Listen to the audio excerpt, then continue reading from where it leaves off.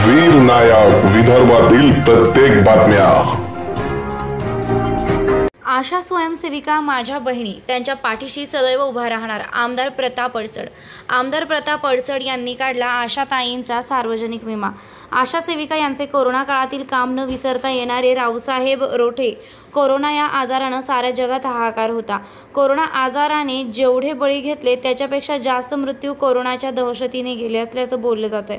Corona हा आजार नवाच असल्याने वैद्यकीय मोठमोठ्या पदव्या घेतलेल्या आणि ज्यांचे आयुष्य वैद्यकीय सेवेत गेले त्या तज्ज्ञ डॉक्टरांना सुद्धा कोरोनाची मोठ्या प्रमाणावर भीती निर्माण झालेली होती। अशा दहशतीच्या छायेखाली आशा सेविका यांनी स्वतःच्या जीवाची पर्वा न करता त्यांनी कोरोना प्रतिबंधासाठी स्वतःला झोकून दिलं।